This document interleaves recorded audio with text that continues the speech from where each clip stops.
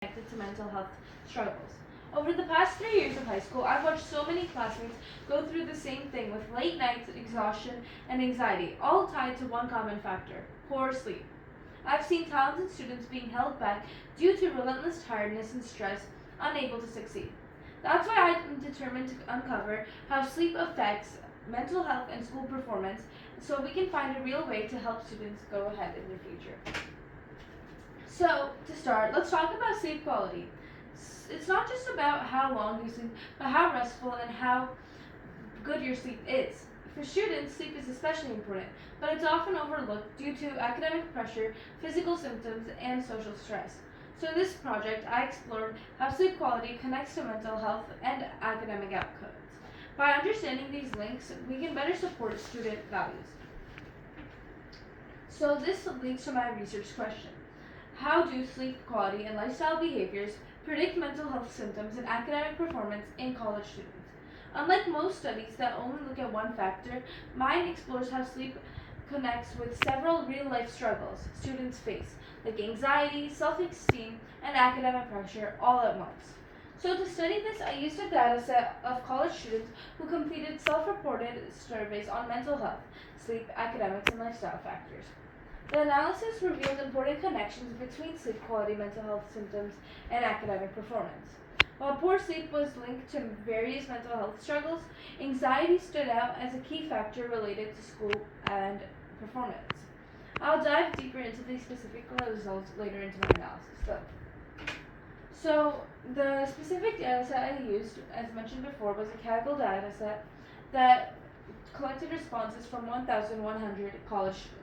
Key variables I focused on were physiological measures like sleep quality, psychological measures like anxiety and self esteem, academic outputs, and social experiences.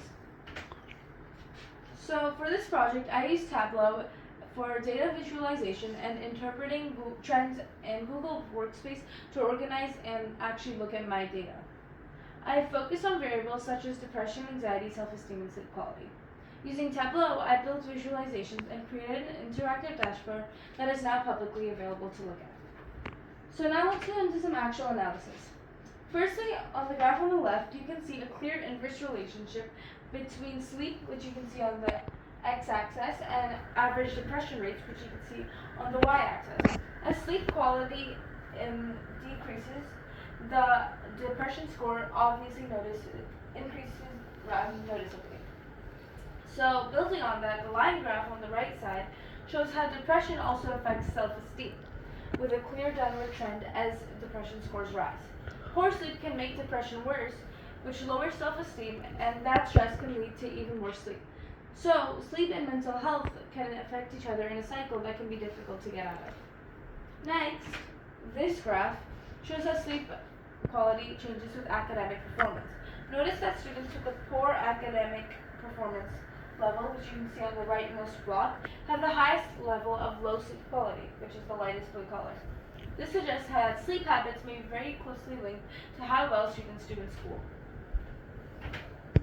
Now here, we're looking at the relationship between anxiety levels and sleep quality. As you can see in this graph, students with higher anxiety levels, on the top part, students with higher anxiety levels tend to report lower sleep quality, which is the x-axis. This shows a clear negative correlation, meaning as emotional distresses increase, the quality of sleep decreases. It highlights how mental health struggles like anxiety don't just affect mood or well-being, but also disrupt physical rest, creating a cycle that can be hard to break and get out of. Lastly, in this graph, each dot represents a single student's sleep report analysis. The darker or denser the line of dots, the more students have similar sleep schedules. So we can see that students with a mental health history, which you can see on the right side of the graph, tend to cluster more towards the lower sleep ranges, with the darkest line at level 1 for sleep quality, indicating that they often experience very poor sleep. So to sum up my main findings from these analysis and the analysis I did, poor sleep is closely tied to higher rates of depression, anxiety, and stress. Students with high anxiety often feel more overwhelmed, get more headaches, and struggle in school. Together, these issues create a cycle where exhaustion leads to stress, and stress makes it harder to succeed. Mm-hmm. So, in the real world, some schools have actually taken steps to improve students' sleep by shifting to later times. Research indicates that later start times help students get more sleep, which in turn benefits their mental health and academic performance. So, some actual examples of this can be seen. So, in Seattle, where schools were delayed by about an hour, students gained an average of 34 more minutes of sleep, and final grades have improved by 4.5% and experienced 4% less tardiness. Minneapolis saw similar gains with this change, and in fact, teen car crashes even decreased by 16.5%. Looking beyond the US, other countries have also implemented similar strategies to improve student sleep and mental wellness. In Japan, daily power naps have now been implemented and linked to a 10 to 20% boost in memory and attention. South Korea has shifted to later school start times, resulting in a 20 to 40 minute more sleep schedule for students, a 10 to 15% drop in anxiety and depression, and 5 to 10% better test scores.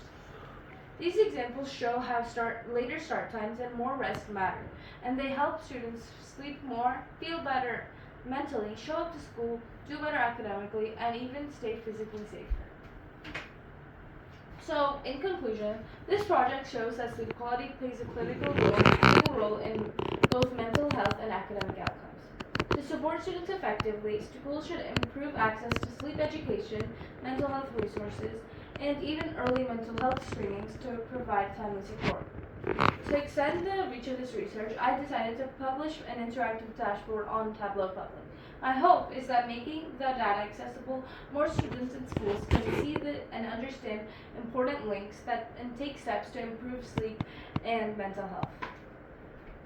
But it's important to note that while the correlation between sleep inequality and mental health are strong, that doesn't prove that one causes the other. So these are my references, and that wraps up my presentation. If anyone has any questions, I'll be happy to answer them.